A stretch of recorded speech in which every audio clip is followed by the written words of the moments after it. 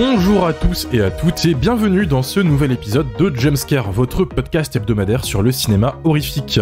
Pour changer un peu du cinéma américain qui prend beaucoup trop de place dans nos podcasts, on a décidé aujourd'hui de varier un peu et de parler d'une production hispano-mexicaine. Une production qui a lancé la carrière d'un grand réalisateur et qui a pris d'assaut le box-office mondial lors de sa sortie en 2007 avec un box-office de 80 millions de dollars mondial sur un budget de seulement 4 millions. Il s'agit évidemment de L'Orphelinat du réalisateur Juan Antonio Bayona et produit par un certain Guillermo del Toro. Dans L'Orphelinat, nous suivons Laura, mère de famille, son mari et leur enfant adopté qui retournent vivre dans l'orphelinat où Laura a grandi avec l'intention de le rénover pour accueillir des enfants handicapés. Mais cette dernière découvre rapidement des secrets sombres liés à des tragédies longtemps enfouies, le tout suivi d'événements surnaturels et pour couronner le tout, la disparition de son fils.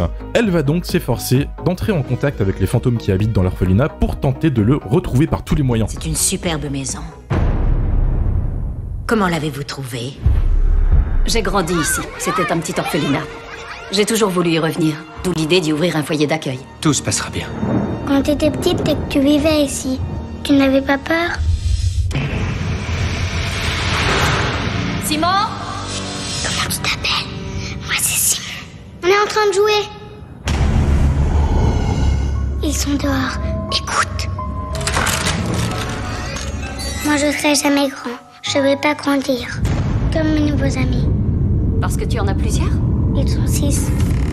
L'Orphelinat est de base un scénario qui existe depuis le début des années 90, écrit par un certain Sergio Sanchez, mais il a fallu que Guillermo del Toro prenne en charge la coproduction du film pour que le projet puisse voir enfin la lumière du jour en 2007, période où le cinéma de genre hispanique fait une grosse percée sur nos écrans, avec des films comme Le Labyrinthe de Pan de del Toro, ou encore Rec de Balaguerro et Plaza. Le film fit sa première au Festival de Cannes en 2007 et reçut une standing ovation de plus de 10 minutes, suivie d'une réception critique plus que positive. Mais est-ce que cette standing ovation était méritée ? C'est la question à laquelle on va essayer de répondre aujourd'hui, et pour ce faire, nous sommes en présence de notre bon Dario Nacional, il n'est pas là. Du coup, je l'avais écrit de base, de notre bon Mathieu National. Hello. De Mylène de la chaîne YouTube Welcome to Primetime Beach. Salut. Et d'une chroniqueuse qui fait son grand retour après avoir honteusement fui l'épisode de la rentrée de Jumpscare. Une chroniqueuse qui en a ras le cul des slashers pétés chroniqués chez nous et qui menace de quitter ce podcast à chaque fois qu'on évoque l'idée de faire un podcast sur des bisseries italiennes ou Ilsa la Louve DSS. Elle est aussi le dernier rempart qui empêche une partie de l'équipe du podcast, et par partie de l'équipe j'entends moi, de faire un épisode sur la saga Leprechaun en entière. C'est Amélie du Festival de Cinéma, on vous ment. Hello. Ça va ? J'ai rien contre les bisseries italiennes en vrai, hein. Ça dépend juste des bisseries italiennes. Mais... Je ressortirai les screenshots de ta réaction quand j'ai évoqué l'idée de faire un épisode Virus Cannibal. Oui, ok, mais parce que c'est pas bien Virus Cannibal. dans son genre, c'est un chef-d'œuvre. Dans son genre, il fait quelque chose de grand, ce film, mais c'est un autre débat. On en parlera une prochaine fois. C'est toi qui as ramené l'Orphelinat dans Jumpscare, déjà. Exact. C'est toi qui l'as programmé. Est-ce que tu peux nous dire pourquoi ? Alors, parce que comme vous m'avez fait pleurer des larmes de sang, chacun à votre manière, j'ai décidé de vous faire pleurer tout court, quoi. Parce que l'Orphelinat, c'est triste, voilà, spoiler alerte, c'est un film d'horreur qui est quand même assez triste. C'est vrai. Et surtout, ça, je pense que Lily dirait que c'est un Amélie movie, quoi. C'est une ambiance très posée, très calme, dans des très beaux décors. Et il y a ce que j'aime beaucoup, moi, dans l'horreur, c'est que quand le fantastique est du vrai fantastique, c'est-à-dire que il y a deux explications possibles, c'est l'explication surnaturelle et l'explication complètement rationnelle. Et je trouve que dans l'Orphelinat, ça fonctionne très bien. Voilà. Et c'est un film que j'aime beaucoup, qui est dans mon top 10 des films d'horreur. Donc j'avais très très envie d'en parler avec vous. C'est cool que tu aies choisi ton moment dans le podcast pour ramener un film que t'aimes, parce que quand je vous propose de ramener des films que vous aimez, t'as des mecs qui ramènent Komodo dans le podcast en troll. Mais j'avais déjà ramené The Haunting, et puis j'avais ramené Old que tout le monde a détesté, donc bon. Oh non, il est pas totalement détestable, Old. Mais je savoure vraiment l'effort que tu fais pour quand même monter la qualité des films vers le haut de ce podcast. Et vraiment, c'est apprécié, sache-le. Mais un jour, je vais ramener une grosse merde. Comme ça, vous serez obligés de subir. Ce qui serait drôle, c'est que tu ramènes une merde pour troller et que tout le monde adore. je peux essayer. On va garder ton opinion plus longue sur le film pour la fin du podcast, puisque apparemment t'as prévu un TED Talk. De ton côté, Mathieu, L'Orphelinat, est-ce que tu connaissais le film de base et qu'est-ce que tu en as pensé au revisionnage ? Alors oui, évidemment, je le connaissais de base parce que je l'ai vu au moment de sa sortie. Le truc, c'est que il est considéré comme étant un des sommets absolus du cinéma fantastique espagnol.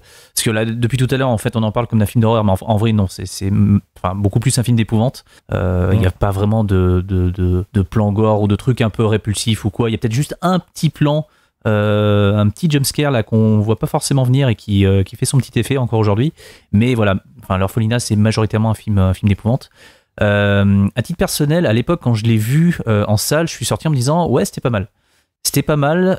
C'est très classique dans le sens où le film ne réinvente pas la roue en matière d'épouvante, mais Bayona, en fait, il avait l'air de connaître parfaitement son sujet et de faire une espèce de peut-être pas de copie, mais de film d'épouvante dans la lignée de tous les grands films en fait qui ont précédé dans ce genre, que ce soit La Maison du Diable, que ce soit Les Innocents, que ce soit même des trucs un petit peu plus obscurs qui a pu y avoir dans les années 70, comme The Changeling, enfin l'Enfant du Diable en français, Trauma aussi avec Oliver Reed, enfin le cinéma d'épouvante, c'est vraiment quelque chose que j'aime profondément, et du coup le fait de voir qu'un film espagnol qui au moment en fait où il est sorti en France a fait quand même pas mal de bruit, je crois de mémoire c'était Wild Bunch qui s'était occupé de la distribution, et à l'époque ils étaient dans une espèce de d'âge d'or en fait, ils enchaînaient les bangers comme disent les jeunes avec Oldboy, avec Drive, avec L'Orphelinat, avec pas mal de trucs aussi qui sont Rex, c'est eux aussi, ouais. Du coup, voilà, moi je suis allé voir ce truc-là en étant curieux du résultat. J'ai pas sauté au plafond dans le sens où, non, c'est pas un chef-d'œuvre. C'est clairement pas un chef-d'œuvre. Quand on le compare en fait aux autres films fantastiques, enfin aux autres films de genre, je vais faire large, espagnols sortis à ce moment-là. Pour moi, c'est pas forcément celui qui me vient en tête en premier, même si c'est celui qui a été peut-être le plus récompensé parce que il y a eu, je crois qu'il a été nommé 14 fois, il est reparti avec 7 Goya qui sont l'équivalent des Césars en Espagne. Il y a eu le Grand Prix aussi à Gérardmer. Enfin, le film a été multi-récompensé. Je pense qu'aussi le fait qu'il y ait Guillermo del Toro qui soit derrière pour aider en fait à la production et à la promotion, ça a aussi grandement facilité les choses. Surtout que c'est un film qui est très très dans la veine de ce que Guillermo del Toro peut aussi faire en tant que réalisateur. Il y a pas mal de thèmes en fait qui sont communs et chez l'un et chez l'autre, enfin chez Del Toro et chez Bayona.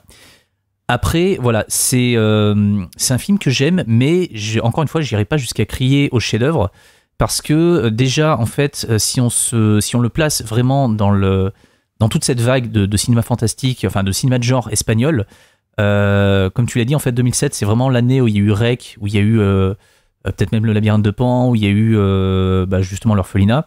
C'est vraiment l'année où le grand public en fait s'est dit tiens, il se passe quelque chose en fait en Espagne.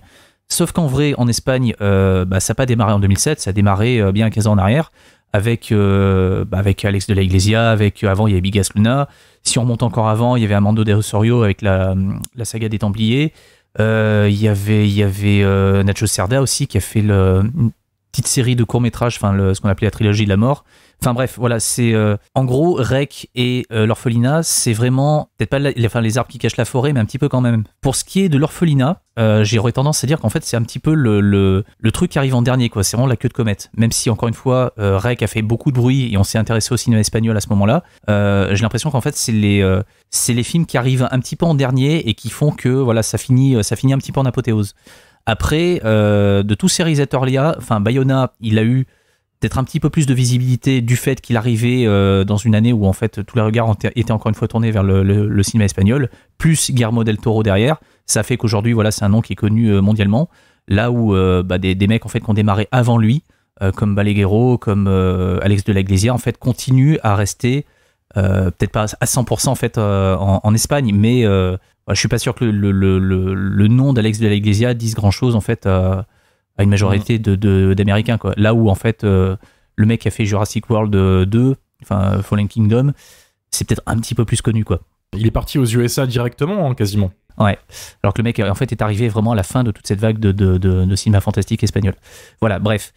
Après, pour ce qui est du film en lui-même, ce que je lui reprochais à l'époque et ce que je lui reproche encore aujourd'hui, Mais en même temps, c'est pas forcément un reproche. Enfin, j'aurais espéré un petit peu plus, mais j'ai eu grosso modo ce que je venais voir et ça m'a suffi, mais ça suffit pas en fait à en faire un chef-d'œuvre.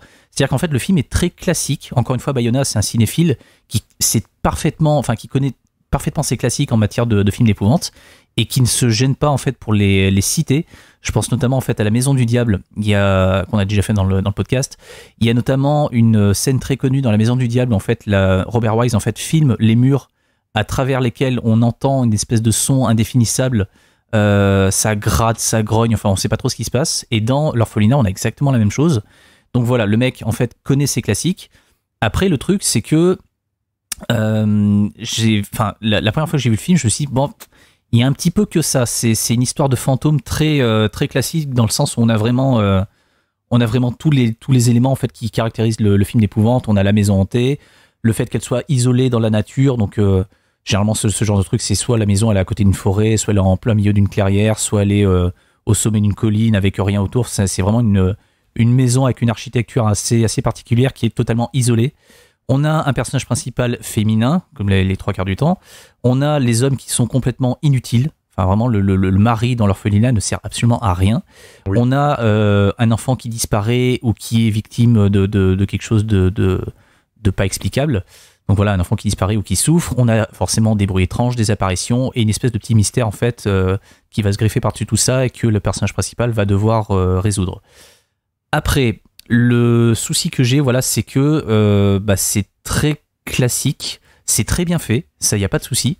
Mais avec le recul, maintenant que j'ai revu le film, ce qui m'intéresse un petit peu plus avec ce film-là, c'est pas forcément tant cette histoire de fantôme qu'on a déjà vu plein de fois et qui encore une fois fonctionne. C'est pas non plus un reproche, c'est pas rédhibitoire comme truc.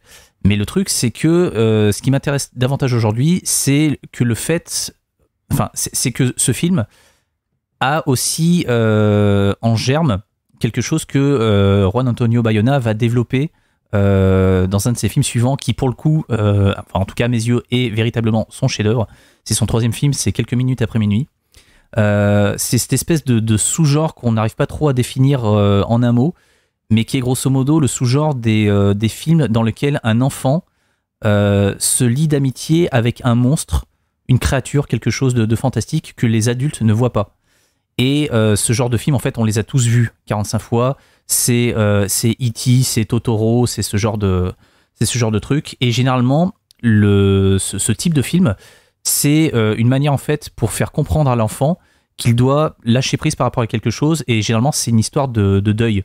Dans E.T., on a un père qui est absent. Donc, du coup, E.T., c'est pas forcément un père de substitution ou quoi, mais c'est juste une façon pour Elliot en fait de faire le deuil de quelque chose de quelqu'un en l'occurrence qui n'est plus là.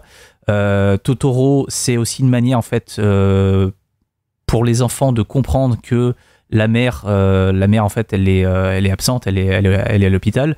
Dans Le Géant de Fer, je crois qu'en fait le père est mort à la guerre. Enfin voilà, ce genre de truc, à partir du moment où il y a une créature fantastique que les adultes ne voient pas, qui se lie d'amitié avec un enfant, il y a toujours une histoire de deuil derrière. Et je trouve que l'intelligence de Bayona dans L'Orphelinat, c'est d'avoir fait de cette créature un enfant.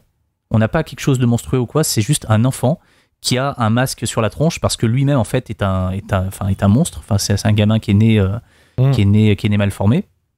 Et du coup, l'histoire du deuil qu'il peut y avoir dans cette structure de film, dans le film de Bayona, elle prend une forme un petit peu différente, c'est-à-dire que l'enfant avec le masque sur le visage informe Simon de son véritable statut, c'est-à-dire que c'est un enfant qui a adopté, qui a le VIH, donc potentiellement qui va bientôt mourir, quoi. Et du coup, le fait que très rapidement ce truc-là soit annoncé, le gamin pique une colère en disant voilà, enfin je vais non seulement mes parents adoptifs m'ont menti, mais en plus potentiellement je vais mourir.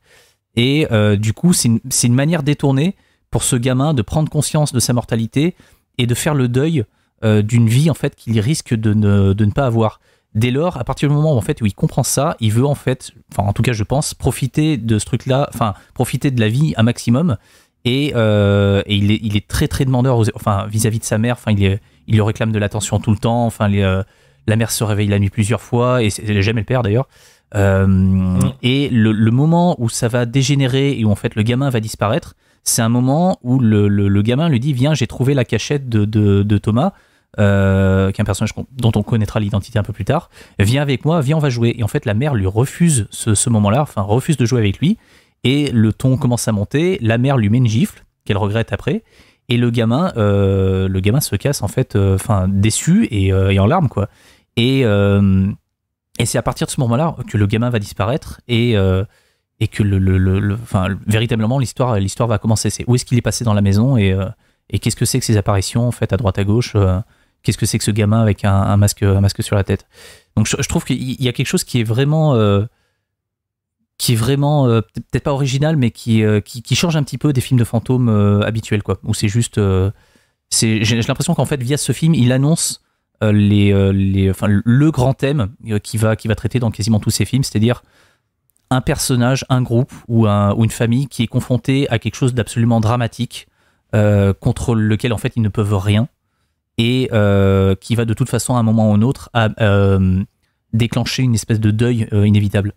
Pour moi, quelques minutes après minuit, c'est un des plus grands films sur le deuil jamais écrit. C'est vraiment pas un film qui est très joyeux à regarder, mais je trouve que c'est un crève-cœur encore plus efficace que l'Orphelinat, qui même s'il est efficace à sa façon, reste pour moi très classique.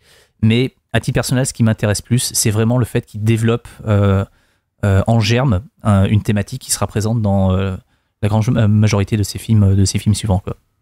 Excellent tunnel, bravo. Désolé. T'as dit un truc intéressant sur lequel j'aimerais rebondir vite fait. T'as dit que Bayona, c'est celui qui a été le plus haut dans sa carrière en termes de reconnaissance, puisque maintenant qu'il a fait des blockbusters, forcément son nom ressort plus souvent. T'as dit un truc, c'est que les autres sont encore un peu de niche. T'as parlé de Iglesia, Balaguerro, Plaza, tout ça, qui sont pas aussi connus, parce qu'ils sont encore dans son ombre à Bayona. Est-ce que tu penses qu'ils sont pas aussi plus dans l'ombre parce qu'ils ont pas réussi à faire mieux que le film qui les a fait percer? Je pense à Rec, par exemple, Balaguerro et Plaza, ils sont totalement dans l'ombre de Rec depuis le début. Oui, ils sont restés un petit peu là-dedans. Après, je pense que ce qui a fait que Bayona a pu percer bien plus rapidement, c'est que il y a un côté un petit peu Spielberg en fait dans certains films de Bayona. Je pense que c'est aussi pas un hasard si Hollywood l'a appelé pour faire une suite à Jurassic World. On est peut-être moins sur quelque chose de brut de décoffrage, quoi, de violent, de voilà. Plus accessible. Bayona, c'est violent, mais c'est violent émotionnellement en fait. Enfin, ça reste des films qui sont durs, mais qui sont en même temps très beaux, quoi. Là où les films de Balaguerro en fait se finissent la plupart du temps très mal et ont des images des fois assez vénères, quoi.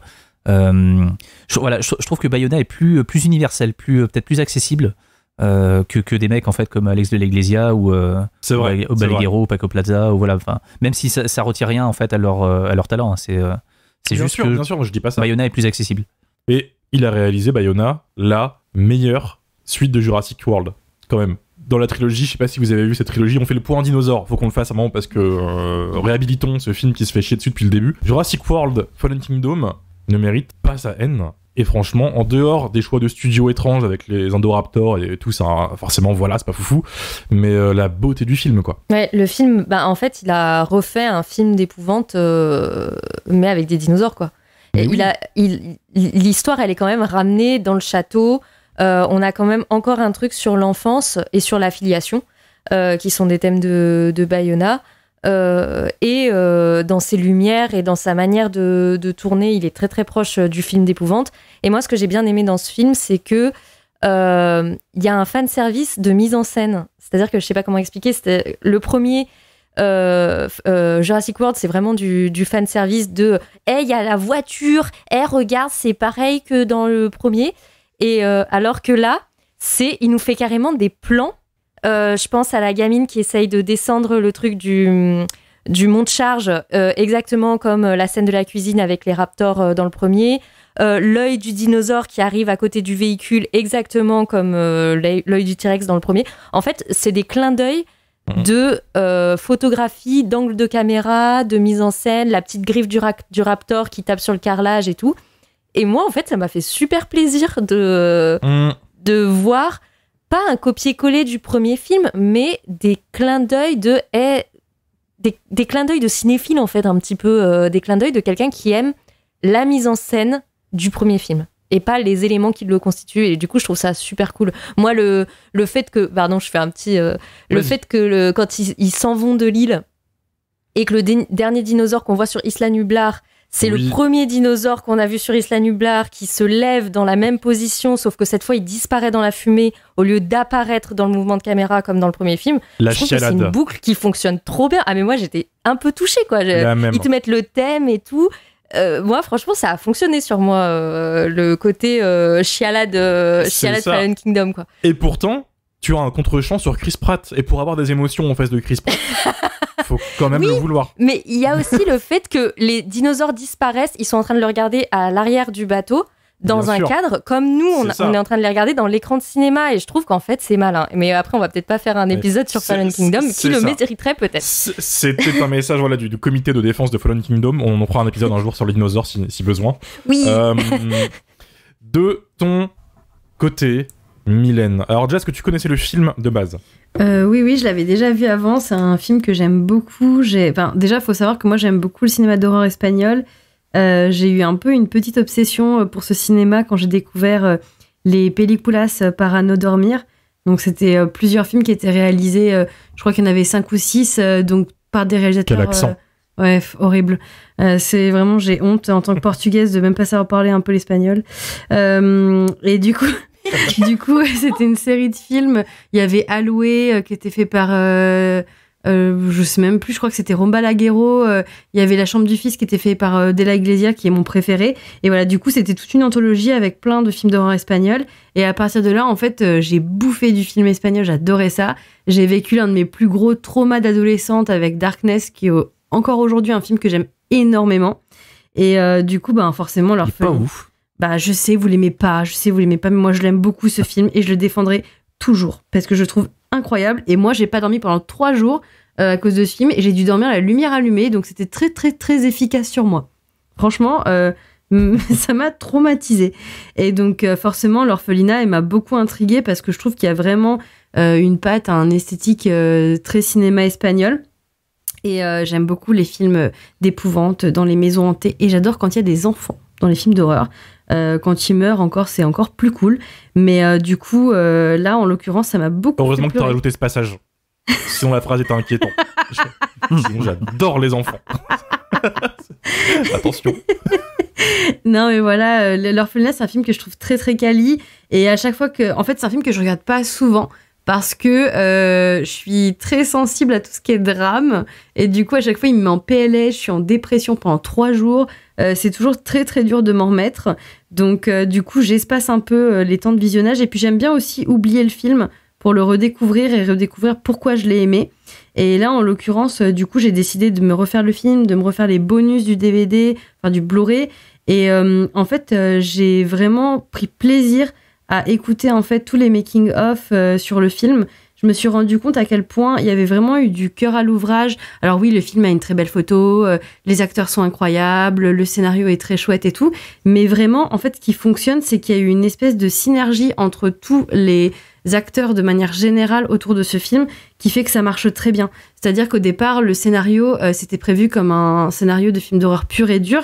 Et en fait, c'est vraiment quand le réal et le scénariste en ont parlé qu'ils se sont dit « Bah non, en fait, il faut qu'on se base sur les émotions de Laura, la mère, et du coup, il va falloir qu'on modifie un peu ça. » Et finalement, ça rend un film qui est très émouvant, qui traite du deuil, qui en parle très très bien. Je trouve que c'est un film qui, comme l'a dit Amélie quand je disais « Mais moi, je suis en PLS, c'est trop triste, c'est horrible. » Bah finalement, c'est un film qui a une fin assez belle. On n'en dira pas plus parce qu'on a dit qu'on spoilerait pas. Mais ce qui m'a fait rire aussi, c'est que j'avais vraiment souvenir que le film était une variante de Peter Pan, mais je l'avais pas vu depuis longtemps. Et en fait, je me rappelais pas qu'il l'évoquait de manière vraiment assumée, en fait, que c'était une relecture de Peter Pan. Et en fait, ce que dit le réal, c'est que c'est même une relecture de Peter Pan du point de vue de la mère. Et il y a vraiment une espèce de hook version horreur.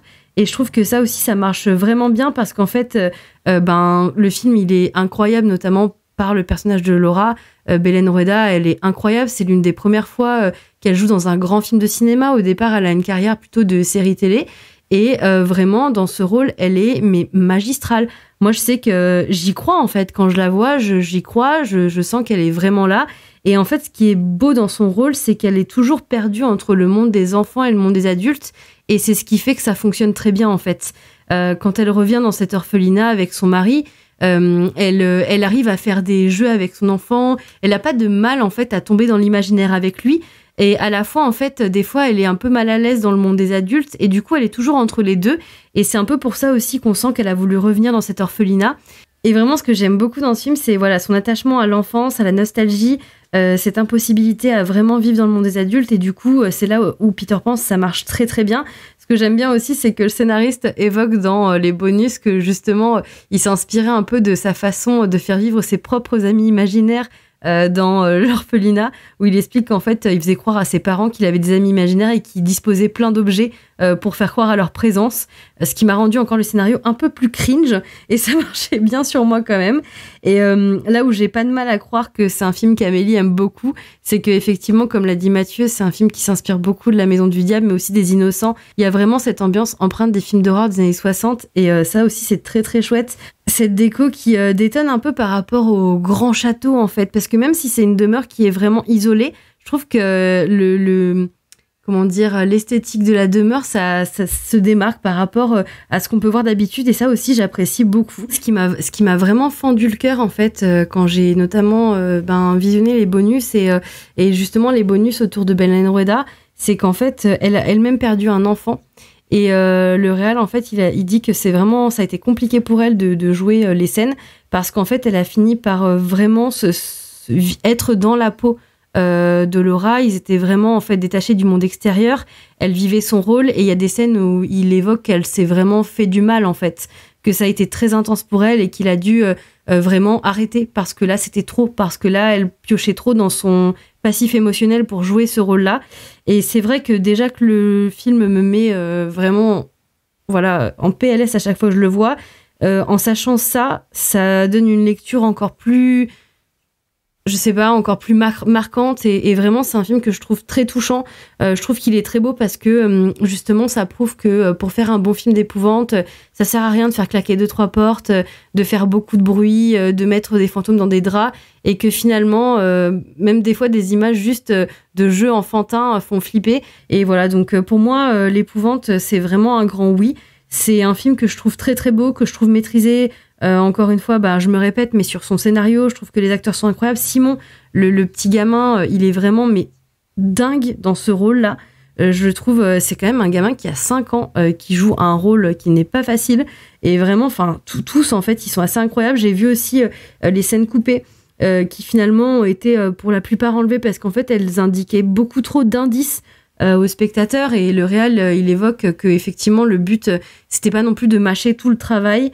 Et à part peut-être une scène de fin qui évoque un peu plus de choses sur l'un des personnages, notamment la policière, effectivement ces scènes coupées, c'était très valable de les couper, et je pense que le film et c'est comme l'a dit Mathieu, c'est un film qui fonctionne bien aussi parce qu'il y a Guillermo del Toro qui est dans les parages, parce qu'il a été vraiment bien accompagné. Et c'est pas anodin, et d'ailleurs Bayona le dit aussi, que Le Labyrinthe de Pan et L'Orphelinat soient des films qui évoluent dans un univers plus ou moins similaire, en fait. Moi, c'est un grand oui. Merci Amélie de m'avoir refait pleurer devant ce film. Et du coup, je vous conseille... mais de rien, j'adore te faire pleurer. Ouais, je vois ça. De toute façon, moi, je suis une chialeuse. De toute façon, je vous l'avais dit que j'allais pleurer en plus en lançant le film. Donc, je vous l'avais dit. Suivi du MP 1h44 après, j'ai chialé. Voilà. Ce que tu dis, ça permet de répondre à une question qui peut nous être posée, puisque là, on encense un film à fond. Où est disponible le film, sachant que le Blu-ray que vous avez évoqué est sur la liste des Blu-ray qui ne marchent plus. Défectueux. Ouais. Voilà, défectueux, les fameux Blu-ray ROT.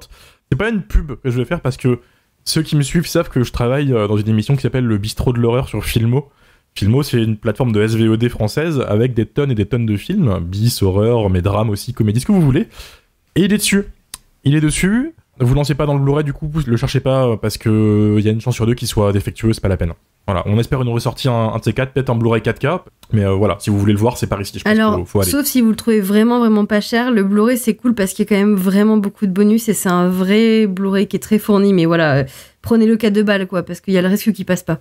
Mais c'est comme beaucoup de Blu-ray de Wild Bunch, en fait, je réfléchis, mais... Ouais, ils ont vraiment pas eu de bol pour le coup, parce qu'il y a beaucoup de très très bons films qui sont sortis en Blu-ray à l'époque, qui sont sur cette fameuse liste.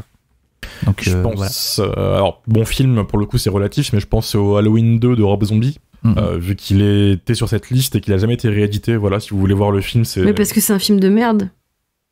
C'est dit. Allez, sujet suivant. Je vais placer vite fait mon avis avant qu'on donne la parole à Amélie qui nous fasse son TED Talk.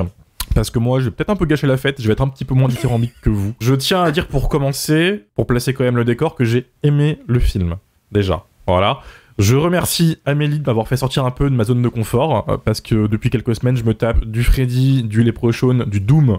Voilà, donc le grand écart absolu, ça fait du bien de voir d'autres choses des fois. J'y suis allé un petit peu à reculons, je vais pas mentir, puisque je suis pas trop connaisseur ou familier du cinéma de genre espagnol, et en fait j'étais pas tombé sur les bons films d'horreur espagnol de base, ça a joué dans mon opinion. Les derniers que j'avais vus en date, c'était 32 Malassana Street, je sais pas si vous connaissez ça c'est un film de fantôme, tout pourri avec tous les clichés que tu peux imaginer, une vieille, un enfant, un vieil immeuble, la famille qui emménage dedans, enfin voilà, c'est vraiment ni fait ni à faire. Oh oui, punaise, c'est de la merde. Voilà, merci. Je suis très très fan de Rec, mais les suites de Rec c'est plus compliqué. Elles ont leur haut et leur bas, mais derrière Rec 1, tu perds en qualité quoi. L'Enfer des loups. Voilà, L'Enfer des loups. Je sais pas si vous l'avez vu. Non. C'est compliqué. En fait, ce qui s'est passé, c'est que l'année dernière, première chose, dans ce podcast, on a parlé d'un très bon film qui s'appelle Les Révoltés de l'an 2000. Oui. Qui est une tuerie. Et là, je me suis dit, ok, donc l'Espagne, en fait, j'ai juste pas regardé ce qu'il fallait. Donc, grosse baffe. Et à côté, j'ai découvert plein de petites perles, dont, du coup, le boulot d'Alex de la Iglesia, que j'ai beaucoup aimé. Moi, j'aime bien Le Jour de la Bête, par exemple, et Action Mutante. Ouais. Trop bien. Qui sont vraiment bien. Action Mutante, d'ailleurs, qui sort cette année, en fait, en Blu-ray chez Qui Fume. Exactement, qui revient là, ouais. Et Le Jour de la Bête qui est sorti chez Extra Lucide il y a un an et quelques. En 4K et tout, ouais.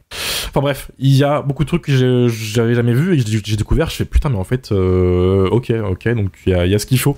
Et L'Orphelinat, j'y suis allé à reculons parce qu'à côté aussi, il y a tous les vieux clichés des films de fantômes qui ressortent. Hein. Faut être honnête, le film il commence avec un enfant qui voit des choses, la daronne qui comprend que quelque chose va pas, mais elle comprend pas parce que son fils, du coup, ils arrivent pas à communiquer, etc. Le daron qui est joué par Emmanuel Macron. Faut le dire, on l'a dit tout à l'heure en off, mais c'est le sosie d'Emmanuel Macron, il capte pas ce qui se passe parce que voilà, c'est le daron, sois rationnel chérie, tout ça. La vieille baraque, je me suis dit, putain, tous les clichés sont sur la table, je demande à être impressionné, du coup. Et les films de fantômes, j'ai l'impression, comme pour les films de possession, quand on voit un bon, t'as tous les clichés qui vont revenir ensuite et qu'ils arriveront jamais à renouveler. Ça, c'est ce que je pensais avant le film. Le film m'a cueilli sur la fin, on peut pas la spoiler, on a fait un pacte, on ne la spoilera pas. Il te cueille parce qu'en fait, au lieu de faire du coup une histoire horrifique, c'est une histoire qui est beaucoup plus touchante. On a évoqué Peter Pan, il y a beaucoup de rapports avec ça, rapport à l'enfance, etc. Et ce qui est intéressant, c'est que le film, en 2007, la plupart des films d'horreur espagnols, ou de genre, plutôt, soyons plus général, cherchent des nouveaux concepts. Rec, il prend du côté du jeu vidéo et du found footage, il mélange, il secoue. Le labyrinthe de Pan, bah là, du coup, il y a un mélange de technologie qui est fou, quoi. Maquillage de malade old school, mais aussi des CGI de malade, et un univers visuel qui est complètement fou. Enfin, il y a des vraies recherches de nouveautés. Et L'Orphelinat, lui, il part en arrière. Lui, il dépoussière le film de fantôme classique, on l'a dit, hein, The Hunting à fond, et il dit non, moi, je fais mon truc dans mon coin, allez-y, partez devant, moi, je joue avec mes jouets, et en fait, il le fait super bien. Parce que en plus de dépoussiérer le film de fantôme, il te fait juste, tout simplement, un putain de film tout court, quoi. Et je me suis vraiment retrouvé à avoir une larme aux yeux à la fin en mode ok, c'est extrêmement bien maîtrisé. En termes de lumière, en termes de cadrage, en termes de timing, c'est fou. Et pour un premier film, lâcher une bombe comme ça, en fait, tu te dis ah ouais, d'accord. Pour un premier film, c'est juste monstrueux. Il y a des défauts. La peur ne marche pas. J'ai vu que des gens avaient été effrayés, mais pour moi, ça m'est passé un peu au-dessus. Peut-être que, du coup, l'avoir découvert plus jeune, ça joue, je sais pas, mais en tout cas, j'ai pas été trop touché sur ce côté-là. En dehors d'un maquillage horrible d'un moment qui surgit au milieu du film, concerne une mâchoire, et c'est bien crado. Mais voilà, ça esquive plein de sujets, plein de clichés qui auraient pu être un peu endommageants pour le film. Ça joue avec des thèmes un peu compliqué à mettre en scène quand tu t'y connais pas. Je pense au VIH, aux enfants handicapés. Tout ça aurait pu être très très très mal mis en scène s'il n'y avait pas un bon scénariste derrière. T'aurais pu en fait accidentellement te foutre de la gueule d'enfants handicapés ou d'en faire des monstres ou ce genre de choses. Tu vois, je pense récemment à Evil Dead Rise qui a accidentellement fait un film pro-life. Et non, il le fait avec une sorte de subtilité et une sagesse qui fait plaisir à voir. Et ouais, non, c'est juste touchant. C'est extrêmement bien joué. On l'a dit, le gamin joue bien, mais la mère aussi. Tu y crois. Je suis fan de la médium qui a que 2 séquences et qui méritait mieux que ça. Mais ouais, non, vraiment, allez-y quoi. C'est très sympa. C'est pas le chef-d'œuvre qu'on m'a vendu, voilà. Mais c'est un très bon film. Et je trouve qu'on assiste en fait. C'est l'intérêt du film maintenant avec le recul, c'est de voir la naissance d'un futur grand cinéaste. Voilà. Mais là, tu vois, t'as parlé de la médium, mais même ce truc-là, en fait, il a eu l'intelligence de pas faire, de pas faire ce qu'on avait déjà vu dans d'autres films, tu vois. Enfin, avec. Oui, mais la médium, elle reste un trope. C'est la médium un peu chelou avec deux acolytes. Bah, en fait, on l'a déjà vu dans Poltergeist et on l'a déjà vu dans Insidious, mais t'as raison. Exactement. Il en a fait autre chose. Il en fait autre chose, alors qu'à côté, quelques années plus tard, très peu de temps après, tu as Insidious de James Wan qui arrive et qui, lui, se sert de ce cliché, mais il l'assume à 1000%, tu vois. T'as deux écoles différentes, alors que lui, il fait un truc totalement différent. Elle est pas là beaucoup, elle a vraiment une des meilleures séquences du film, et hop, elle se casse, quoi. Pas besoin d'aller plus loin. Pareil pour la flic, il y a toujours un flic qui est un peu en mode « Ouais, non, mais vous êtes sûr que vous abusez pas un peu ?» Et non, elle est là, mais elle s'en va aussi. Enfin, il esquive les pièges. Il esquive tous les pièges du genre et il les esquive assez bien pour garder ton intérêt tout le long du film. Mais ça se sent qu'il les maîtrise et que justement c'est vraiment volontaire de pas tomber en fait dans le piège et que justement encore une fois pour les scènes coupées tout ça c'est des choses qui ont été retravaillées en fait pour essayer de rendre la meilleure chose. Même dans le scénario de base, par exemple le personnage de Thomas, il était plus présenté. Il y avait tout un truc en mode il était vraiment présent quoi. Il avait une place en tant que personnage avant. Et en fait, ils se sont rendus compte que ça ne fonctionnait pas du tout, en fait. Donc, ils ont eu la force, en fait, d'avoir du recul sur leur propre scénario et production pour rendre quelque chose de moins, ouais. Ouais, ça se voit. Donc, voilà. On m'a vendu le film comme un classique de l'horreur. Je trouve que c'est une erreur. Parce que tu peux t'attendre à, du coup, un gros ride horrifique, alors que c'est pas du tout ça. Malgré quelques séquences. La seule vraie surprise, en fait, ce sera la fin. Pour les fans d'horreur, je pense.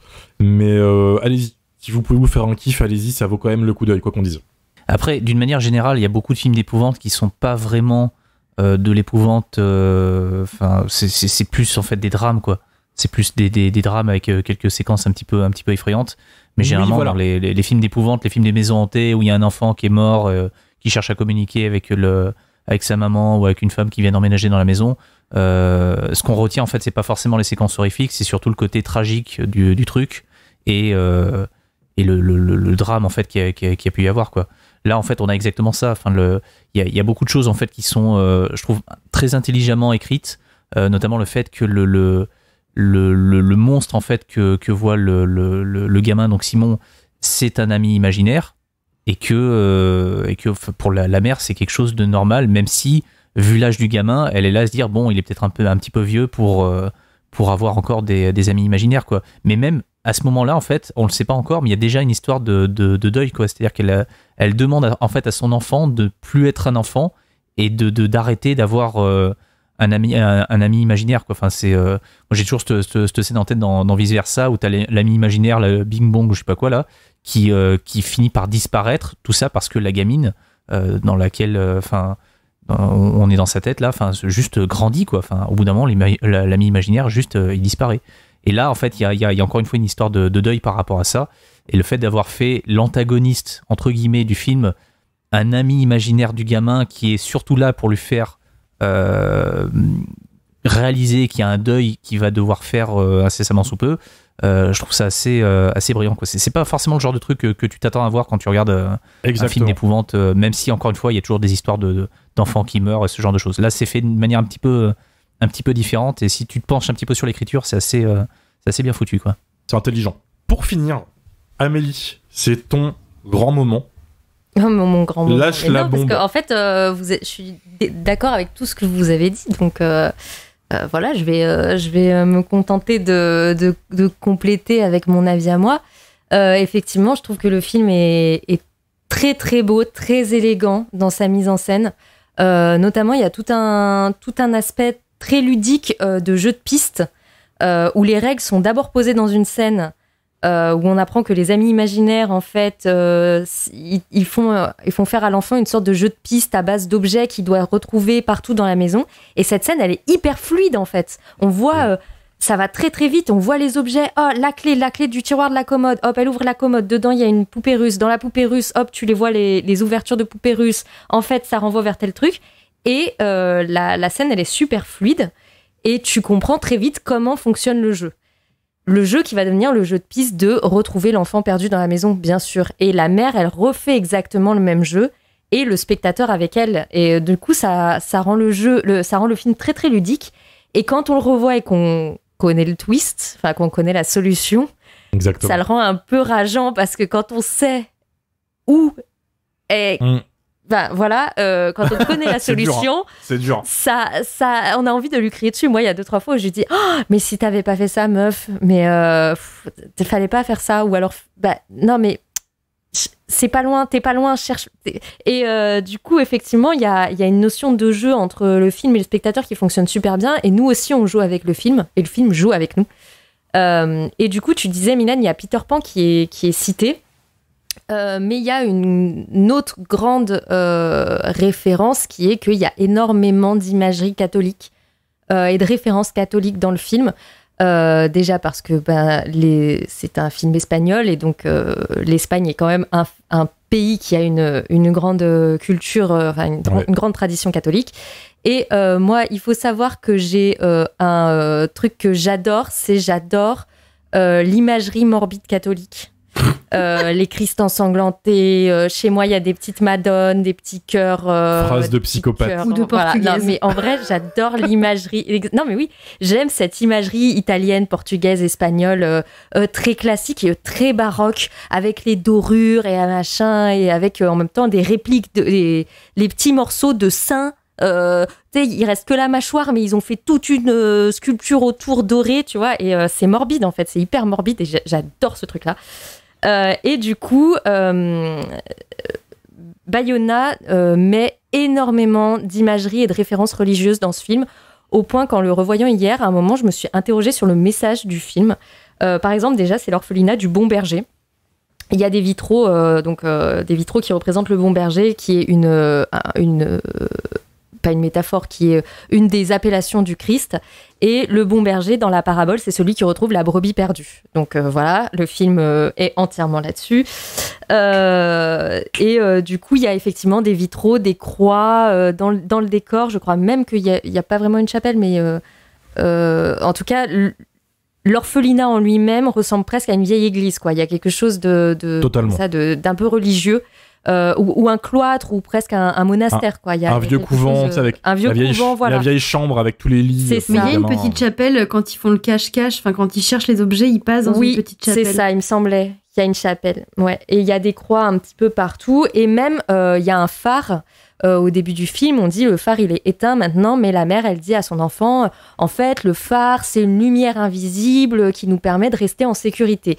Et la lumière de ce phare va revenir à la fin du film pour éclairer Laura, et on pourrait y voir la lumière divine sans trop chercher, quoi.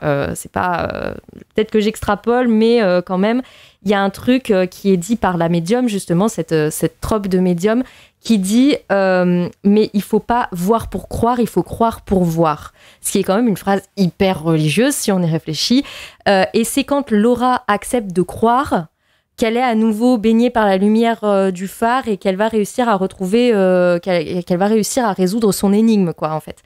Donc, cette quête, c'est presque une quête de la foi. Est-ce que vraiment je vais trop loin ? Je n'en sais rien, mais il y a plein de références, comme par exemple, son mari lui donne une médaille de Saint-Antoine.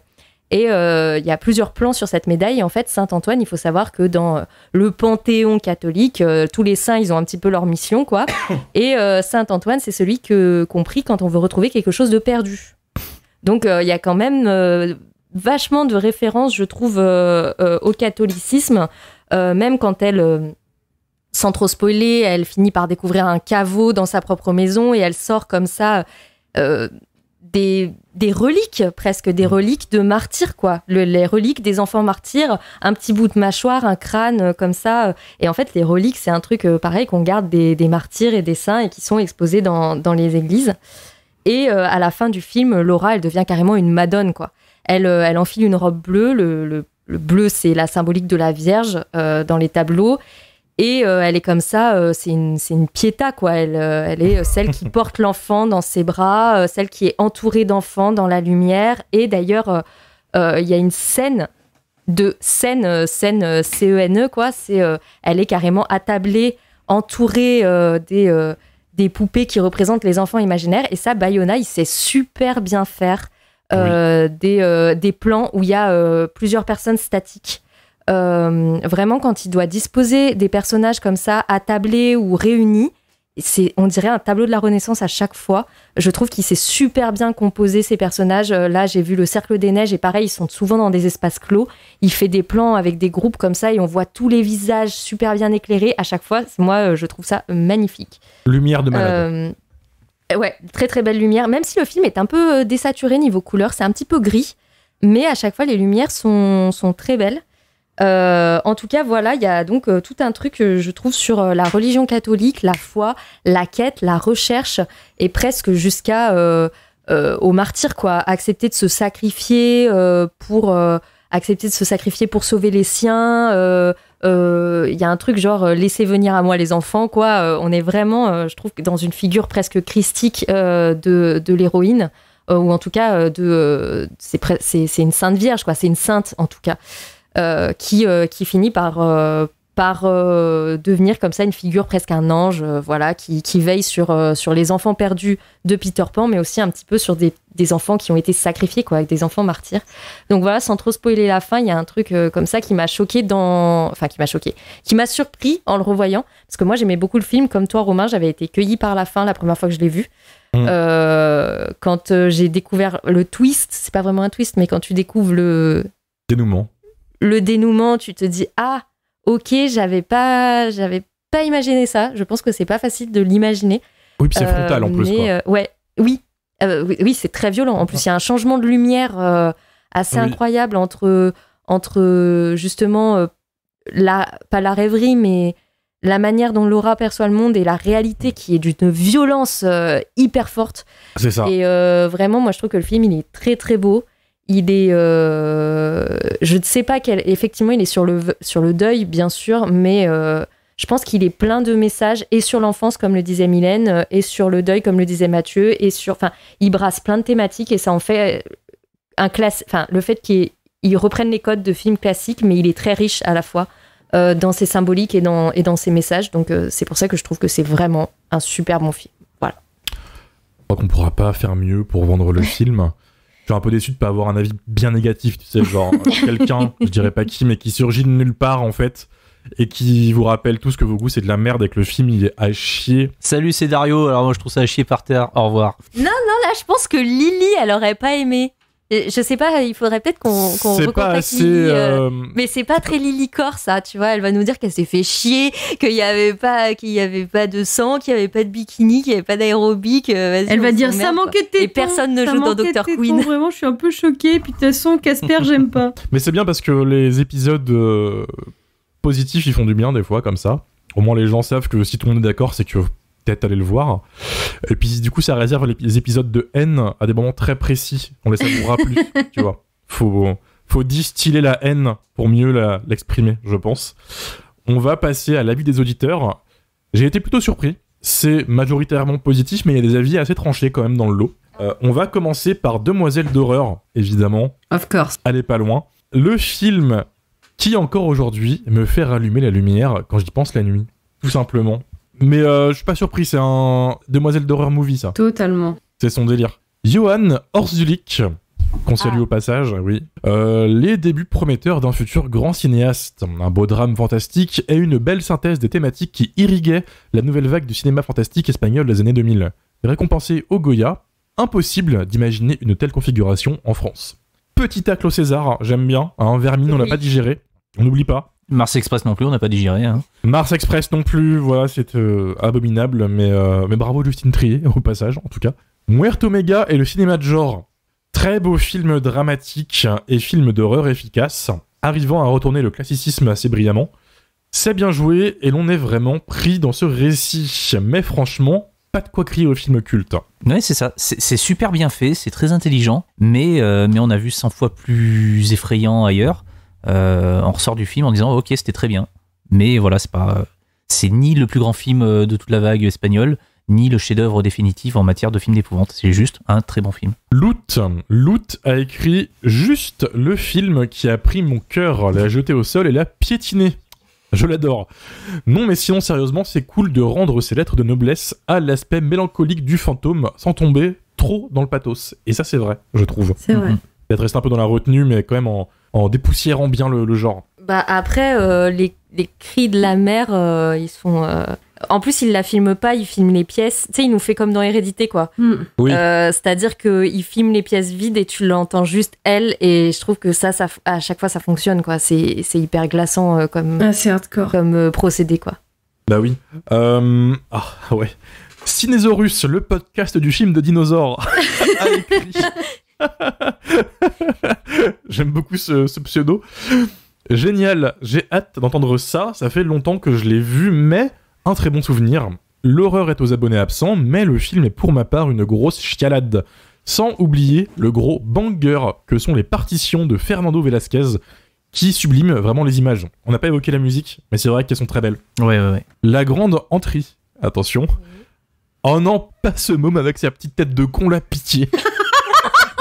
Mais ça c'était Babadook. Et ça c'est Babadook que tu te dis ça, tu vois. On va refaire en faisant un mème avec une bulle. Oh non, pas ce gamin. Alors, de toute façon, Entry, il a toujours ses hot tech. Ça va, Simon, il est mignon, ça va. Il est mime, Simon. Alors, c'est vrai que le gamin de 5 ans qui pousse sa mère assez loin pour qu'elle fasse quand même un roulé-boulé dans la salle de bain pour finir dans la baignoire et tout. Il la pousse pas, c'est que elle se coince les doigts dans la porte. Oui, mais d'abord il fait une sorte de cri bizarre un peu fantomatique, tu vois. Oui. Genre, frérot, c'est un gamin, il est un peu con, à 5 ans, on est tous un peu cons. Ça, c'est bien vrai. Il y en a même qui ont 40 ans et qui sont cons. Et qui sont, voire même beaucoup plus. C'est ça. Qui grandissent pas. Lily Delson a envoyé un avis, puisqu'elle n'est pas là aujourd'hui avec nous. Elle a juste écrit « J'adore la Maison des Ombres, trop heureuse que vous le traitiez. » Oh putain.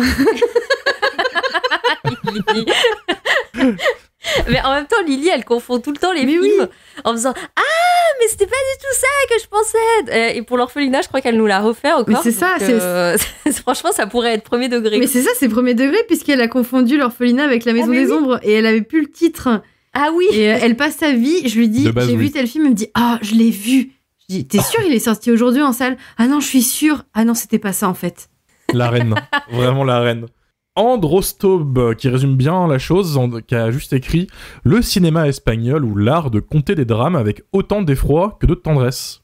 Ça résume magnifiquement bien le film, je trouve. On finira avec HK Jacasse, notre fan du croque-mitaine. J'aime ce qu'il entreprend, mais étrangement, j'accroche jamais émotionnellement. Je pense que c'est parce que tu es un psychopathe. Tu as le cœur sec. Ouais, le cœur sec, c'est ce que j'allais dire. Fred Chirano. Hello, la Dream Team du podcast de l'horreur. Merci au passage. Ce film était d'un ennui mortel, mais c'est récurrent avec les productions Del Toro, donc bon. Oh. Après, Del Toro, il a pas que des fans. Hein. À titre personnel, j'ai un pote qui déteste absolument tout ce qu'il fait. Enfin, le mec, il peut te sortir un chef-d'œuvre que mon pote, en fait, il va chier dessus en spray, tu vois. On lui fait un bisou, hein. Voilà. Mais non, il a pas que des fans. Et même moi, si j'aime beaucoup ce qu'il fait, je suis pas non plus fan de tous ses films. Il y en a certains qui m'emmerdent assez profondément. Mais quand il fait quelque chose de bien, oui, là je le reconnais, il n'y a pas de souci. Dans les productions et pas les réalisations qu'il a fait, il a fait Splice avec Adrian Brody. Ouais. Que j'ai bien aimé sur le thème du clonage. C'est un peu cringe, mais j'aime bien aussi, ouais. Ouais, il y a des trucs un peu olé olé dedans. Scary Stories to Tell in the Dark, Mylène, ton film préféré, j'imagine. Gros coup de cœur. Évidemment, il y a des néons et c'est un peu Scream-like. Et même directement, ça passe. C'est en fait c'est le chair de poule, mais plus pour les ados adultescents. Et vraiment, ça marche trop bien. Franchement, c'est spooky comme j'aime. J'adore. Ouais, sans cracher sur le film Chair de poule, qui est pas mauvais. Non, ça va. Franchement, ça va. Très marrant. j'ai beaucoup plus préféré Scary Stories. Il y a des creature design dedans qui sont totalement fous. Peut-être que moi aussi, mais je l'assumerai jamais. C'est pas lui aussi qui avait produit le remake d'un téléfilm américain qui s'appelait Don't Be Afraid in the Dark. Oui. Un truc qui datait des années 70. Avec... non, c'était... Avec Katie Holmes. C'était pas Scary Story, c'était Don't Be Afraid of the Dark ou un truc comme ça. Oui, c'est ce que je dis. Don't Be Afraid of the Dark. Ah, mais j'avais mal écouté, désolé. C'est le titre original du téléfilm, en fait, qui est sorti dans les années 70. Et Guillermo del Toro, en fait, en a fait une espèce de remake avec Katie Holmes, si je dis pas de bêtises, en 2010 ou quelque chose comme ça, et qui passait un petit peu inaperçu. On finira avec un avis fabuleux de Very Nasty Stories, qu'on salue au passage, qui a juste écrit « Bah, on s'endort ». Oh non. La déception du joueur français. Même, pas toi, pas maintenant. Non. Very Nasty Stories, qui est dans mes MP Instagram depuis quelques temps pour parler de David de Coteau. Vous voyez le grand écart.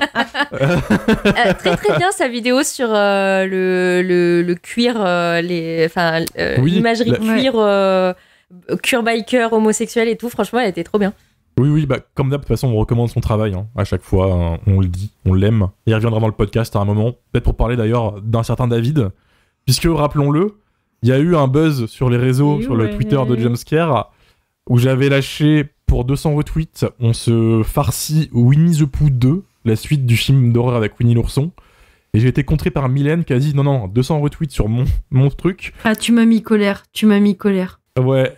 Et on se fait Final Stab de David de Coteau, qui est un sous-scream à la David de Coteau. Alors, pour les auditeurs et auditrices qui ne connaissent pas David de Coteau, je vous incite à juste taper David de Coteau sur Google. Allez-y, vous allez vous éclater, vous allez voir, c'est une carrière de malade. Il y a un avant et un après. C'est dur. Mais les deux posts ayant eu leur retweet, vous savez très bien ce qui va vous arriver un jour dans vos oreilles, en tout cas. Donc voilà, mais il y a le temps, en tout cas. Et vraiment, pour finir, on a eu un avis Apple Podcast qu'on va lire quand même parce qu'il est cool. On a eu MLK+, qui nous a juste écrit « Merci, un podcast que je prends beaucoup de plaisir à écouter, un format long et passionnant permettant le développement des avis, et beaucoup de recos que je note au détour des analyses. Merci encore. » Merci beaucoup. Merci à toi, surtout. En effet, vous pouvez lâcher des commentaires sur Apple Podcasts, Spotify ou Sens Critique. C'est toujours le haut le cœur quand tu vois qu'il y a un nouvel avis parce que tu te dis putain, je prie pour que ce soit pas quelqu'un qui nous chie à la gueule. Parce que c'est déjà arrivé. Je me souviens de cette légende qui avait juste souligné le fait qu'on avait confondu yaourt et pudding dans Branded et qui avait dit majoritairement non investi. Et je me suis dit putain, le niveau d'exigence des gens est fou. Mais ça nous fait rire, en tout cas on aime bien, donc n'hésitez pas, nous on les lit, ça fait toujours plaisir. Et c'est la fin de ce podcast. On se retrouvera la semaine prochaine avec La Nuit de la Comète, qui sort en Blu-ray, qui est sorti en Blu-ray chez Rimini récemment, et qui est un film qu'on aimerait bien. Je sais pas où vous cette phrase. Qu'on aimerait bien. Qu'on aimerait bien, un film qu'on aimerait bien, exactement, restons-en là. On se dit à vendredi prochain, n'hésitez pas à nous suivre sur les réseaux sociaux, Jumpscarecast sur Twitter ou Instagram. À vendredi. Salut. À vendredi. Ciao.